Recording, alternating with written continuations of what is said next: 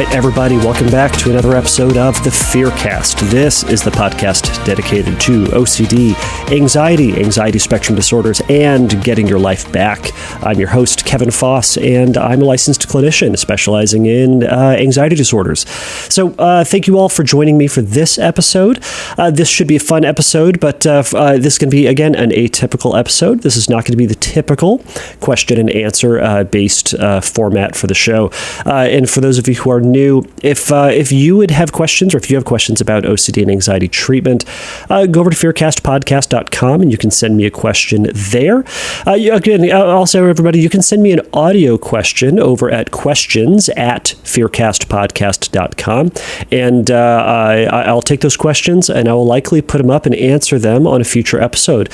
So you can ask me anything about symptoms or a specific disorder, or is this OCD, or how do I treat this, or hey, my therapist is telling me to do this, or this is difficult for me, what can I do?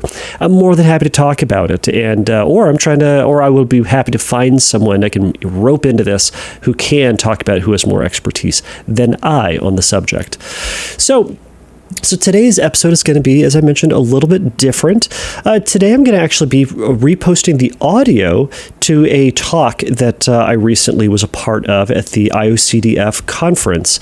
So for those of you who don't know, the IOCDF is the International OCD Foundation. They are going to be the kind of governing body or larger body of information and information distribution for OCD and other anxiety disorders as well, but they obviously focus on OCD. So every year they have a conference, and typically, if it was in the before times, it would all be in person, and you'd get on an airplane and you'd deal with potential disorders and diseases and all sorts of things we'd have to see, normal stuff.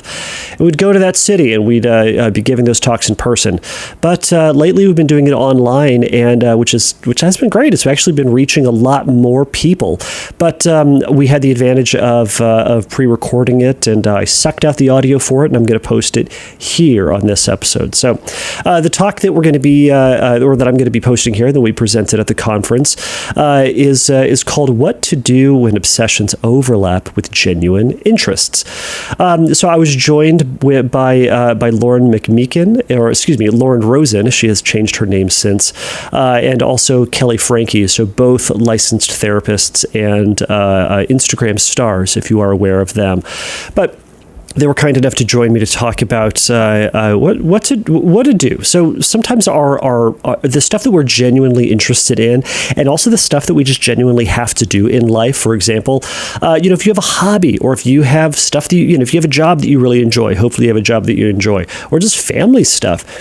Sometimes OCD is going to grab onto those, and you're going to start to develop obsessions about those things. And sometimes people can get bummed out because it feels like, because of this obsession, now I can no longer do this thing again, or I'm never going to be happy doing this again, or it's just going to destroy everything that I love in my life. And we're here to tell you that's not the case. There's some things that you can be aware of and some things that you can do to help create boundaries and structures around it so that you can have your life and still challenge and still overcome the obsession. So that's what the basis of this talk is. So hopefully the information in this is informative, is interesting. Hopefully, again, it's helpful to you, or it's helpful to someone that you know. In advance, if you have questions about it, if you would like the handouts or the slides for it, you can, again, email me over at questions@fearcastpodcast.com, and I'm happy to forward those to you. I should also say that this episode is being provided, or is being allowed to be published here by the IOCDF. So I want to make a specific thank you and shout out to Dr. Jeff Szymanski, who runs the joint. So he gave me some specific permission to republish this, but this talk was originally given at the IOCDF conference. By the way, if you are trying to get more information about OCD and OCD treatment, go check them out. It's IOCDF, International OCD Foundation.org, and they're going to have a ton of information about OCD and treatment, and they also have a great database for people who are looking for a therapist. Put in your zip code, it'll pop up a whole bunch of therapists in your area, and as the name implies, It is international. So it should be able to help you to find a therapist for you in your country where you live. So I'm not sponsored by the IOCDF, but I think it's worth plugging their services and their information, and also the conference. So, all right. So without further ado, everybody, here is the IOCDF presentation of what to do when obsessions overlap with genuine interests. All right, so right before I get into the presentation, I should mention, we do reference a question and answer section coming at the end of the whole thing. So during the talk or during the conference, that there was this pre-recorded presentation. Then afterwards, there was a live Q&A where Lauren and Kelley and I responded to folks live via Zoom. So that is obviously not going to happen here, because we can't republish the voices of the conference attendees, so it does cut off before we get into the live Q&A section. So if you're wondering where that is, it ain't here. So it is just Lauren, Kelley, and I, but hopefully that will suffice. So again, on to the presentation.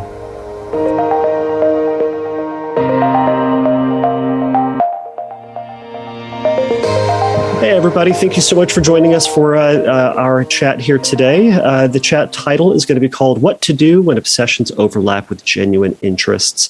My name is Kevin Foss, and I'm a licensed marriage and family therapist, and I specialize in the treatment of OCD and anxiety spectrum disorders with the California OCD and Anxiety Treatment Center. I'm joined today with Kelley Franke and Lauren Rosen, and I'll let them introduce themselves here. Kelley, go for it. Oh, thank you. I'm Kelley Franke, and I'm a licensed marriage and family therapist. I also treat OCD and OCD spectrum disorders, and I work at the OCD Center of Los Angeles since 2012. Lauren, take the floor. I am Lauren Rosen. I also treat these disorders. I also work with eating disorders, and I also work at the OCD Center of Los Angeles, where I've been since 2016. Awesome. Well, everybody, thanks for joining us for today. So just before we get started today, we're going to be doing a 45-minute kind of thereabouts talk today, pre-recorded, and we'll be in the chat box responding to any questions. But if there are any significant questions that you want to go over, we're going to be jumping on at the very end of our presentation, and we'll be able to interact and converse with you all in real time.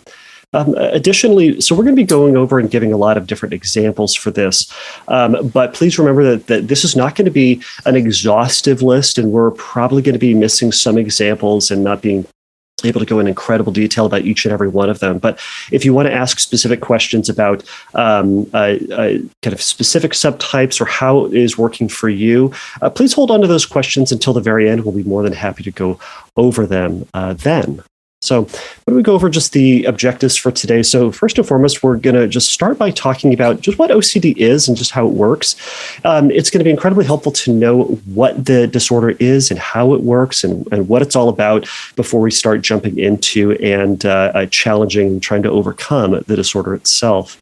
From there, we're going to go on to talking about how OCD grabs onto specific obsessions, why it is that one person would have a specific obsession over another, and then lastly, how we can develop a better relationship with OCD to have to live a more values-based life. So ultimately, what we can do about that, so we can start pulling ourselves back from OCD's clutches and kind of taking back things that are of genuine interest to us, hobbies, pastimes, things like that. When OCD attacks those, we want to be able to pull our life back from those to be able to have those interests along with trying to overcome OCD. So let's start by just jumping into what the OCD cycle is.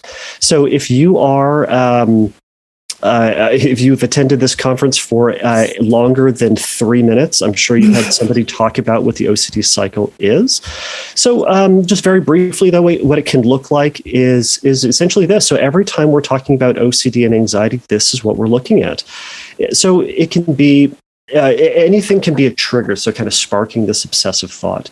So there can be internal triggers, which are just going to be thoughts and feelings, mental images, sensations. There can be external triggers as well, and those are going to be things like seeing someone going to a certain place and being around other people.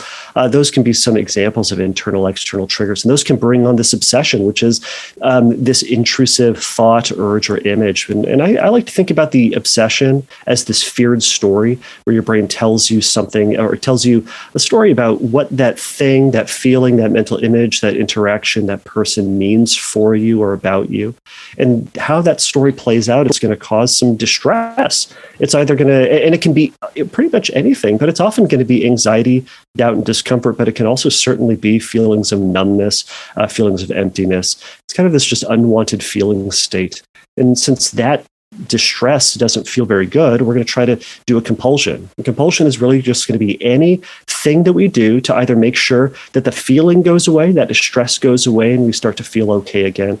Or a compulsion is going to be something that we do to try to make sure that that feared story doesn't happen the way that we fear it's going to. Now, once we do that, oftentimes it brings on this sense of temporary relief, but it being so short-lived, but it feeling pretty good, it reinforces the obsession itself.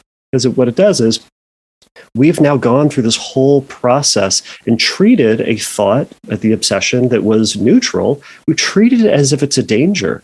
So now our brain says, wow, that thought must be dangerous. That thought must be terrible. So it's going to start to send out these kind of false messages about these kind of false alarm senses, and then it reinforces that cycle because now we just have to go through that process yet again and yet again. But so just going then into how it is and why it is that we would have a specific obsession.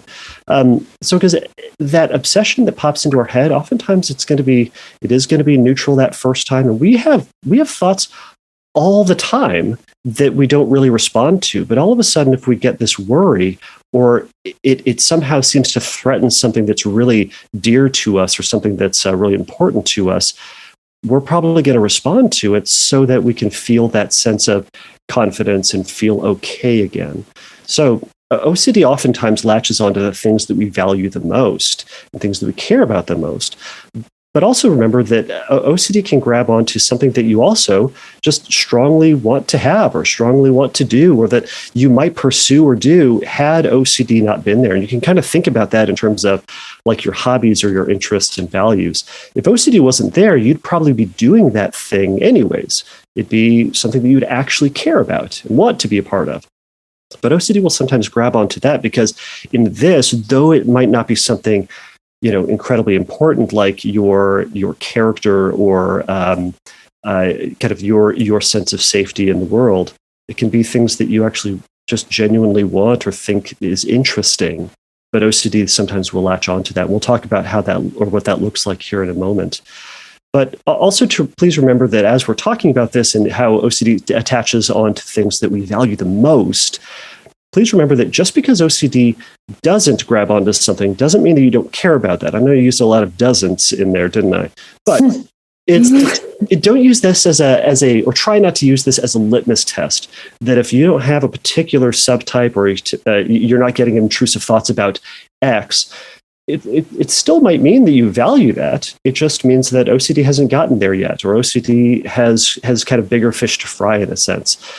So let's just go on real quick to what some of the examples are. So as you can see here, from these different OCD subtypes and just what the meaningful activities are that might be associated with that. And think about this in three different ways. Number one, the activity can be done as a compulsion. Two, you can have the activity first and then have the OCD attaching onto that interest later. And thirdly, you can have an avoidance or quitting in response to that, which is similar to that compulsion.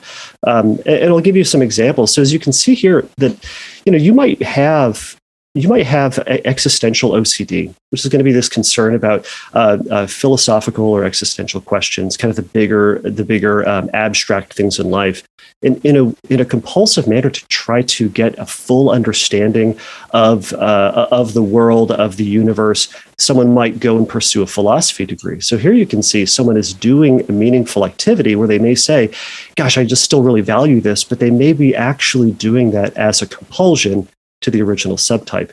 That can be very similar to the religious scrupulosity in going to seminary and saying, man, to really solve my faith and my understanding about God and my relationship with God, I better go to seminary and learn everything I can. And once I go through it, gosh, then I'll get that sense of certainty and that feeling that I'll be okay.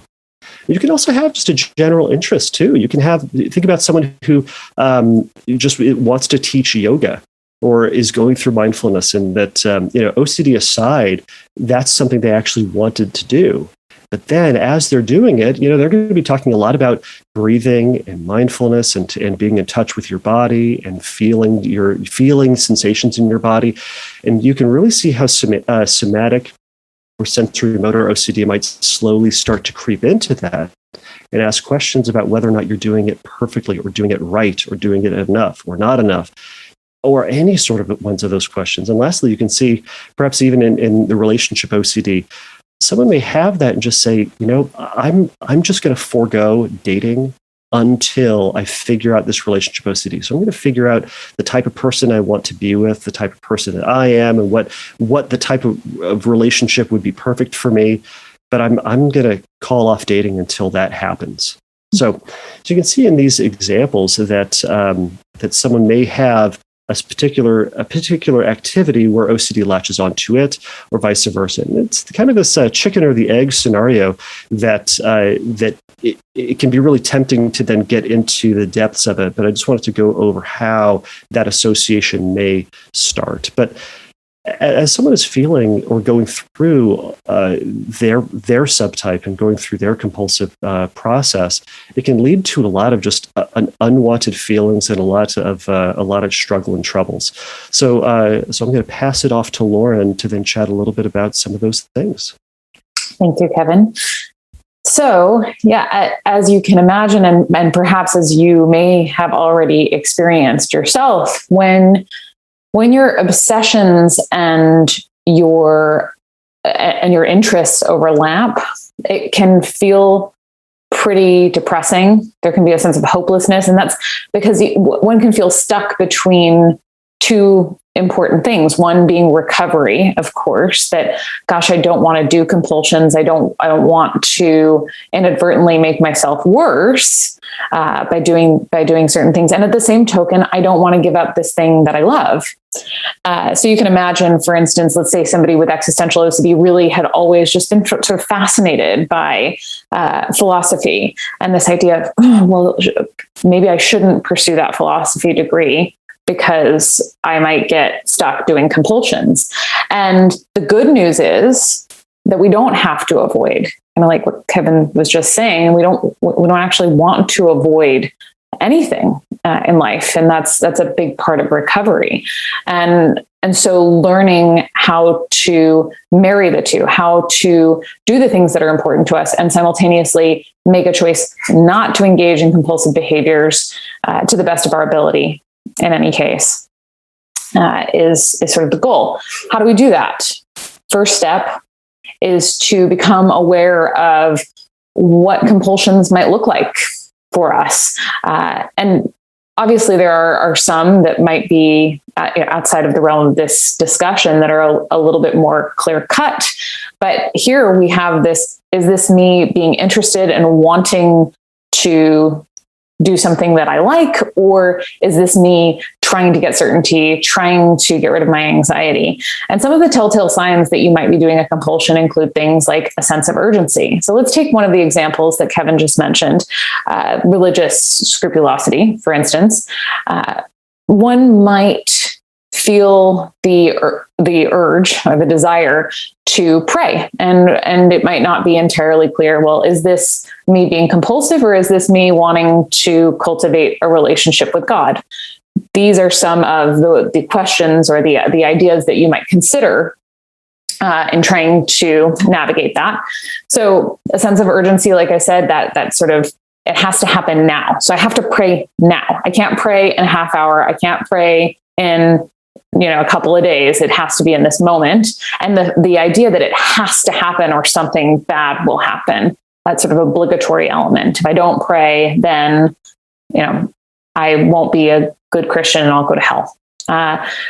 The desire to repeat things excessively. So take, for instance, somebody who's a Catholic, perhaps they are told by their priest in confession to do a certain number of Hail Marys. Perhaps they want to do more than that. And they may feel compelled to follow a rigid or excessive set of rules.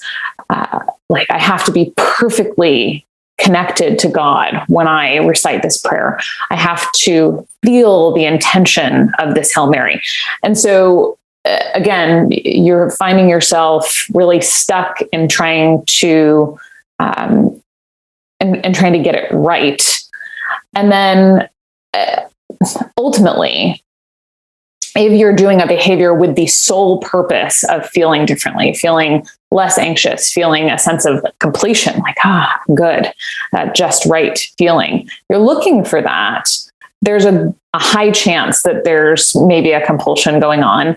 And this is especially true if it flies in the face of what you value. So if you're trying to compulse, if you're trying to pray in this case, in order to have a different experience of the present moment, if you're trying to feel less anxious or feel that sense of completion, that's quite different from, I want to pray because I want to connect with God. I want to develop a closer relationship with God, which would be that sort of values-based approach. So ultimately, as was mentioned earlier, there can be a propensity to completely avoid something that could be a trigger for the desire to compulse, which again is equally problematic to all of the other indicators here that perhaps you're being compulsive or that OCD is involved. So what can we do? A couple things. First, we can view, like I said, just on the previous slide, we don't want you to avoid things. We actually want you to do the things that you care about. The focus primarily is on response prevention. It's on doing the thing that matters, like maybe going out on a date and doing the response prevention. So not excessively checking to make sure that you're attracted to the person. So you can view in that case, doing your interest, in this case, dating, as an exposure. And this is often the most difficult type of exposure as well, because of the fact that it's sort of happening in real time. Another way that you can do exposure and response prevention is by scripting or doing imaginal exposures. And just to back it up a little bit, because I know we sort of talked about the whole obsessive compulsive cycle, the idea here is that we want to learn how to be triggered, how to have these thoughts, how to have these feelings without doing the compulsive behaviors that reinforce everything that Kevin explained. So whether it's doing the thing that you care about and not compulsing, in this case, checking feelings, or it's doing imaginal exposures. Like one example of such an exposure might be writing a story about how one's hobby or academic interest will slowly take over and ruin life as they know it. And to read the story over and over again and to practice disengaging from any sort of compulsion, be that reassurance-seeking rumination or any sort of behavioral compulsions. Likewise, some people might find it triggering to read a script about not doing something. Like I might not do something because I think it's a compulsion, and then my worst fear will come true. I think Kevin was talking about, or had on the slide, harm OCD and the potential of becoming a surgeon.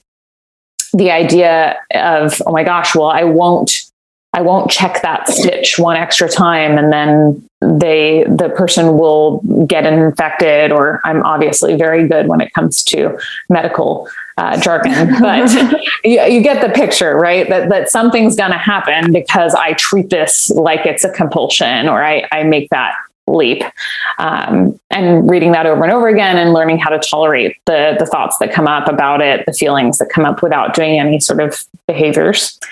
And lastly, you might find yourself wanting to do an imaginal about not being able to continue doing something that you love as a direct result of your OCD. So maybe I'll have to give it up because I won't be able to tell what's a compulsion and what's not, and I won't be able to get better without stopping this interest altogether. Also, mindfulness is a really important part of treatment for OCD. And in this realm, we're looking at, so mindfulness as an approach is really concerned with being aware of the present moment without placing judgment on it. And the issue from a mindfulness perspective is that we're constantly trying to push away internal experiences or hang on to them. And we see a lot of pushing away internal experiences in OCD. And so having thoughts, having feelings without pushing them away or clinging to them, but pushing them away could look like, oh, look, I'm having that thought that maybe I'm not a good Christian because I didn't pray enough. Oh, I'm having a feeling about that. I'm feeling anxious. Okay, what's it like to feel anxious right now? And you can hear in the quality of what I'm talking about that there's a curiosity. There's this non-judgmental element to the awareness that really supports an acceptance and almost a welcoming of the thoughts and feelings and sensations and urges. The idea really is that we want to be able to bring these things along for the ride. I like to say, show your OCD a good time, right? Like, don't let it run the show. You're the director of the show, and OCD can maybe be in the show, but it doesn't get to rule the roost. How's that for mixing metaphors, guys? And obviously, the element of accepting uncertainty is really important here. And one of the elements of mindfulness is this present moment awareness without judgment. And so learning how to be present instead of in the future or trying to figure out the future, trying to figure out the past is a really central part to accepting uncertainty, right? Like I said, by being present, you are in effect saying, I don't know how this is all going to turn out, and I don't know what's going to happen. I'll just deal with it as it comes.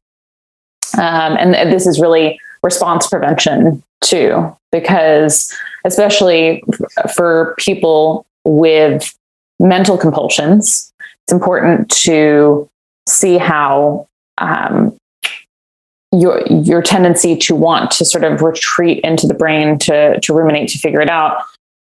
Mindfulness, and particularly mindfulness meditation, is all about learning how to notice when your mind wanders and bring it back to the present. And so that sort of muscle that you exercise can, in this practice, can support recovery as well.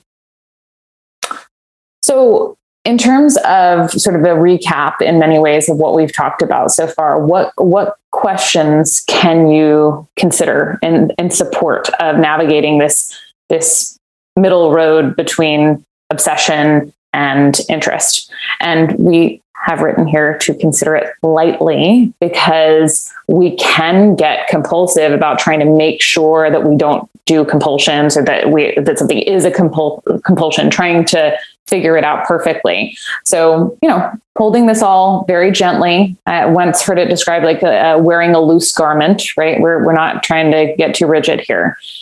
But first, saying, when has OCD attacked my interests? Like, in what circumstances? So if somebody has existential OCD and they're into philosophy, they might say, okay, well, when I decided to go to, or I decided to declare my major, that was when my OCD attacked my interests. That was one example.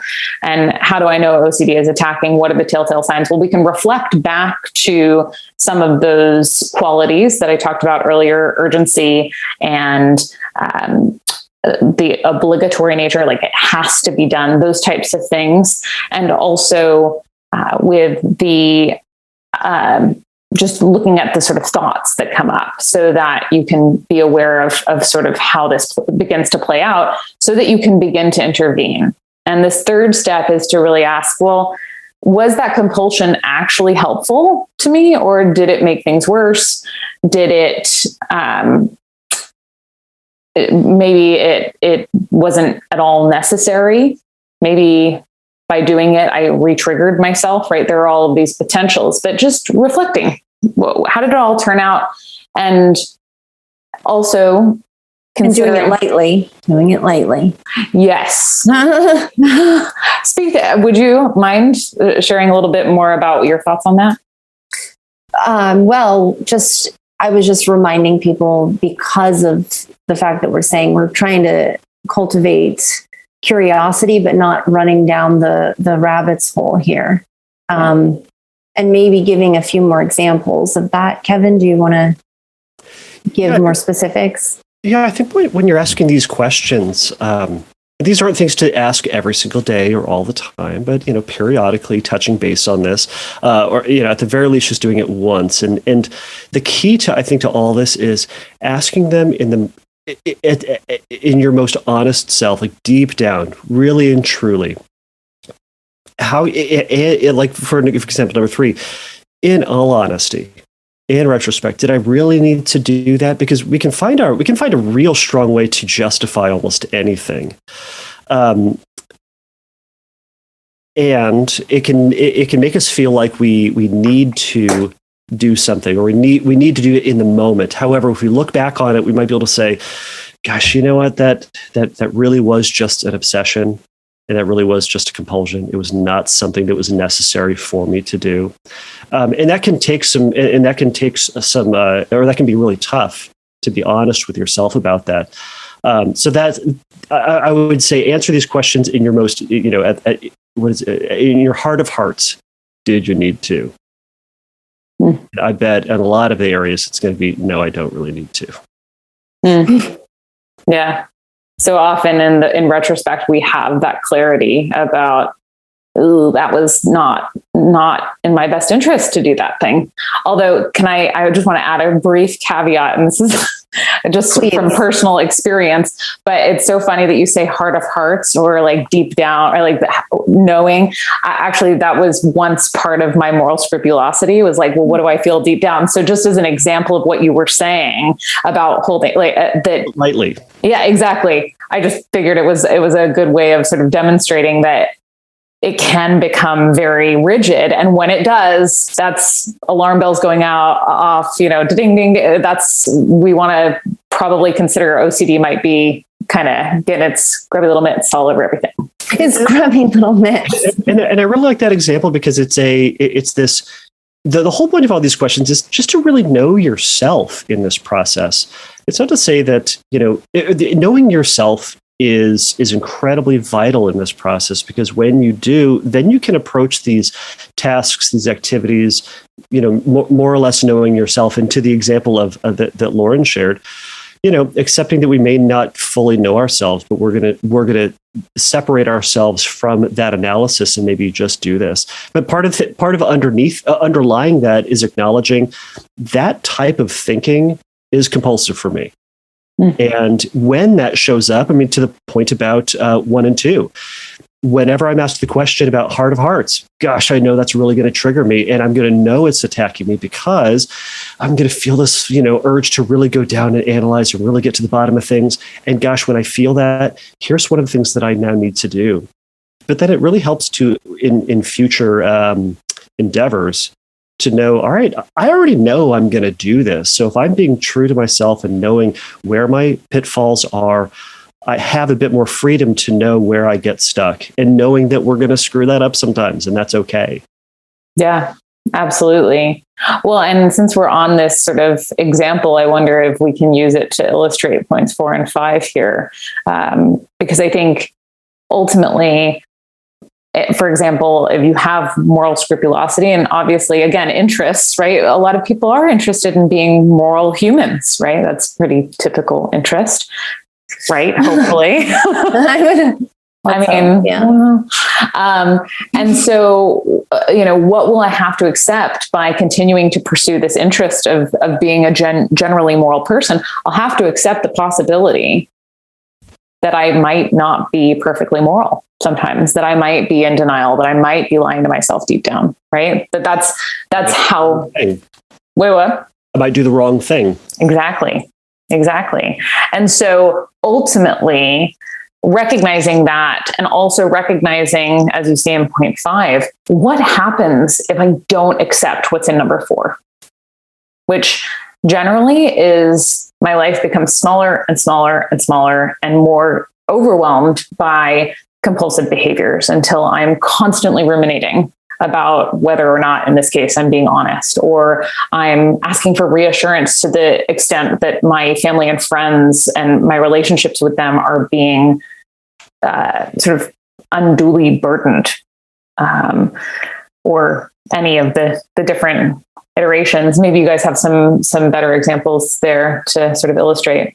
Well, go ahead, Laura, or Kelley, go ahead.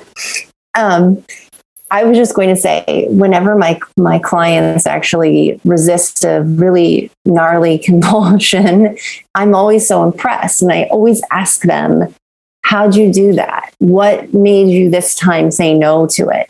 And the typical answer, without doubt, is around this idea that, well, I did a pros and cons list, right? I knew that if I gave into this compulsion, how the story was going to end. And I decided, I'm not going to do this, right? I don't want to prolong the pain any longer than it needs to be. Right. So I'm going to say no, sir, and move on. It's very polite. Well, moral. and I think that the next step from that is like, what is it going to cost me if I let my compulsions take over? It's also that, or what will I lose? Is it in the backwards way? Is my justifying this behavior worth it? So with the potential that then, I could be the most perfect person of faith. I could finally get this feeling, or I could finally keep my family safe. All right. Yeah, we use that justification, but looking at your history of things, has that happened? Have you gotten that before? Or has what you've gotten with compulsion something else? So is that trade-off in if are you okay with that? Because that's going to be a big question as to whether or not you're willing to take this risk. My hope is that you will in your most honest self see, gosh, I've tried this over and over and over again, and it hasn't gotten to me what I hope it's going to get me. So I have to try something different. Well said. Thanks. With that, crushed it. With that being said, I'm going to hand it off to Kelley to talk a little bit more about how to have your interests in recovery too at the same time.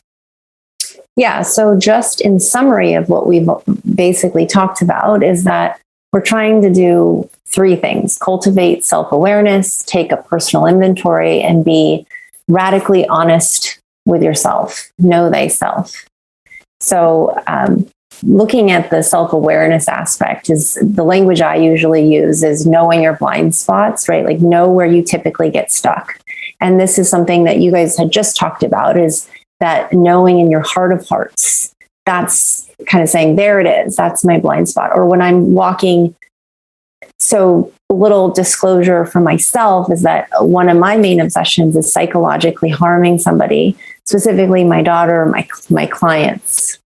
So when I'm walking into session, I go, here's my blind spot. Let's practice mindfulness. Let's really be present here and not get roped into something. Some type of bait. OCD is fishing my way. It's easy to take the bait. So being aware is key to all this, and continuing to practice that mindfulness. I don't know where I'd be, to be honest, in recovery if I didn't practice mindfulness, and it works. So do it. Taking a personal inventory. This language is basically that we're saying, consider the things we just talked about in the slide previously, right? Is knowing when you're getting stuck, what does it look like? Do you feel more urgency? Do you feel like you have to do it in a really specific, rigid manner? Do you feel like you're getting stuck more than usual, right? So it's taking that inventory and how it looks, and then practicing radical honesty. Sorry about that. It's a necessary step. It's a difficult one, but it's a necessary one. And I know for me too, is that it's hard to, sit there and say, okay, I just want it just one more time, right? Just let me just a little longer, and saying, now hold on. Do I really want to do this? And having a conversation with yourself about that in a very transparent way. And so then the next slide is putting boundaries, right? Is saying, okay, when I am symptomatic, what are the steps I'm going to take to make sure that these things don't come off the rails any more than they already have? So when you notice it flaring up, is saying, for example, I'm going to allow myself 1 hour 4 times this week for research on my philosophy paper, instead of just going in willy-nilly and saying, oh, I'll get stuck in the vortex for 5 hours. It's like, let's come up with some structure here. Noticing OCD trying to get things perfect.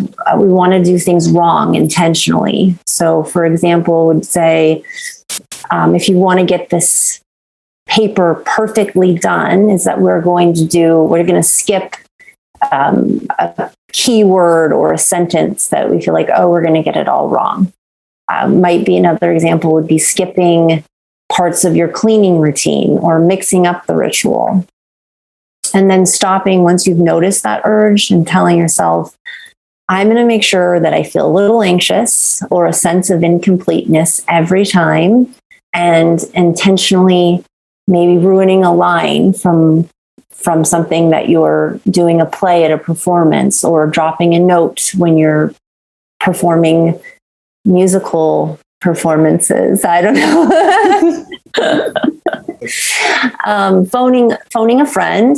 So oftentimes people will say, well, at least I will, is like, so I'm going to ask a little bit of reassurance here. It's the caveat of it. Maybe I just need to get it out instead of getting the answer. So being maybe honest with that person, or saying you feel stuck and you need help and you just need to talk it out without getting the reassurance.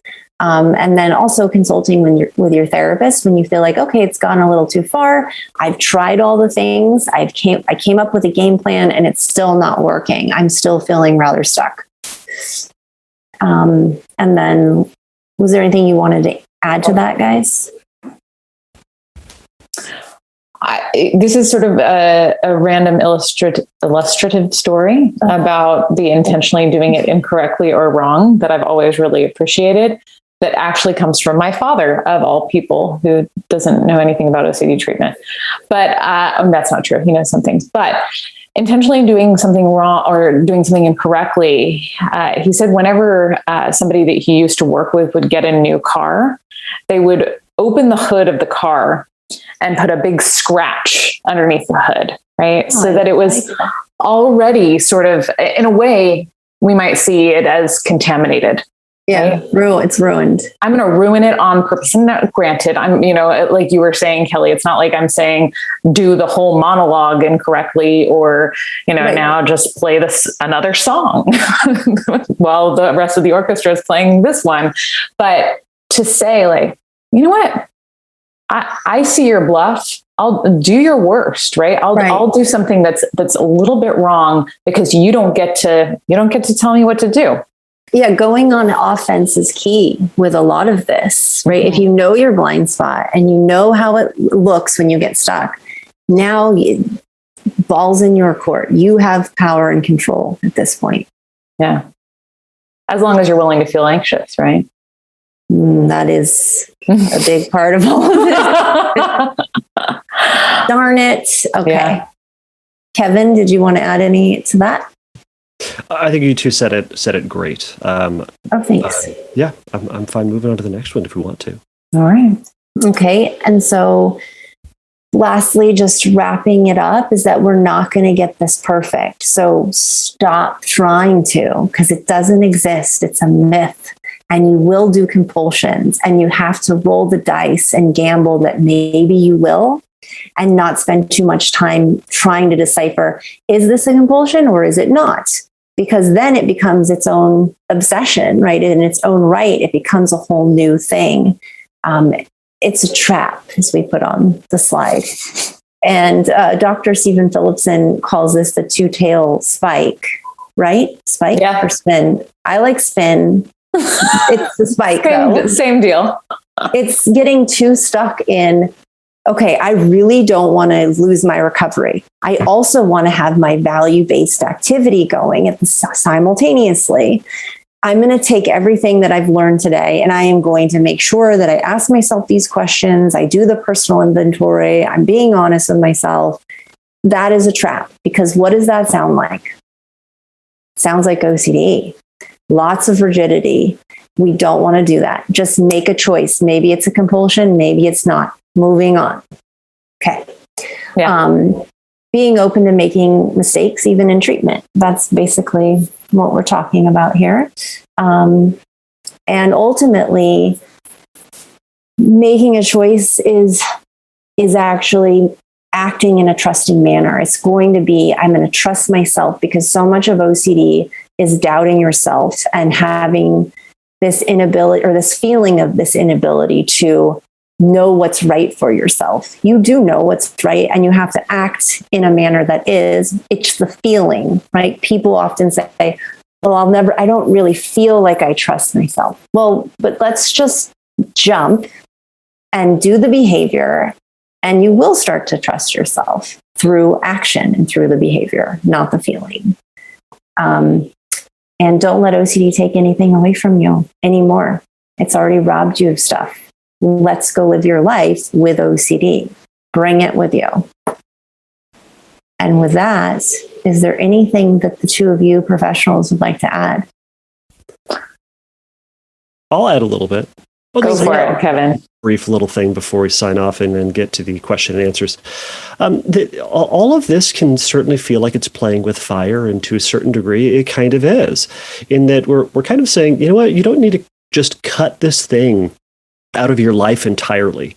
You can do things you actually enjoy and actually like doing, if you genuinely like doing them, not just if it's a compulsion. But it is, in all honesty, kind of playing with fire, in the sense that if you know that some of these things are a trap for you, being honest about this and knowing where you have the pitfalls and where you can kind of get caught up, that's going to help you to not get burned by this thing. But knowing that you are kind of stepping into this thing that is going to be tricky, but it's not impossible. And I'll say, yeah, it is kind of playing with fire, but playing with fire is super fun. I don't know if anybody's actually done it. It's super fun. Well, also, sometimes we don't have a choice, right? Like if you have harm obsessions about your child, but you have a child, you can't just say, oh, I don't want to be a mom anymore. So why would that be any different here, right? As we want you to engage in the things you love. Lean into it. Yep. Breathe in that anxiety. Exactly. Sounds great. Yeah. So any other thoughts? I'm good. Okay. May I add one quick thing? Because I really do, I love what you both said. And I think that recognizing that with the two-tailed spike and the idea that anything can be an exposure, right? Like you can make all of the things an exposure and do the response prevention. And I think that that's really important. Like either way, no matter what choice you make about doing the thing or not doing the thing, because you're not sure if it's a compulsion, that's either way, it's exposure, right, to making the wrong choice, wrong. And so, yeah, that was my final thought. Any other final thoughts before I wrap it up? No, we will be answering your questions shortly. Oh, sorry, here's this also. That's okay. We will be answering your questions. And if you're looking to find any of us, you can see our information here. We're happy to send this along as well. You can find us at the following email addresses and Instagram handles if you like. And we're excited to chat with you. And feel free to email us, because we do really respond, and we are interested in hearing what you guys have to say. Absolutely. All right. So shall we get on to the questions and answers? Let's do it. All right. Okay. Thank you all so much for making it through that. I hope this talk made sense. I hope you enjoyed it. I hope it was informative and encouraging to all of you. Again, if you have questions about this or specific questions about this episode, you can go over to fearcastpodcast.com and send me a message over the submit a question link there. And if you have any feedback or follow-ups for it, that would also be appreciated. And I'll publish those, or I'll put those up on a future episode as well. Everybody, if you like the show, if you like the Fearcast, go over to iTunes, wherever else you get your podcasts, and give the show a like, give it a review. I appreciate 5 stars, but be honest about how you feel about it, and I appreciate any sort of feedback that you guys give. If you also write a review, all of this just helps to promote the show, helps it rise up in the ranks, and helps other people find the information as well. If you need, please remember, everybody, that the Fearcast is not substitute for psychotherapy. If you need a little bit of help in your recovery, you can go over to fearcastpodcast.com and you can go to the Find Help link, and there's going to be some stuff up there that may be helpful for you. And again, as I mentioned earlier, the IOCDF is a great resource for some of that information. All right, everybody. Until next time, take a risk, challenge yourself, and don't take your brain too seriously. Bye.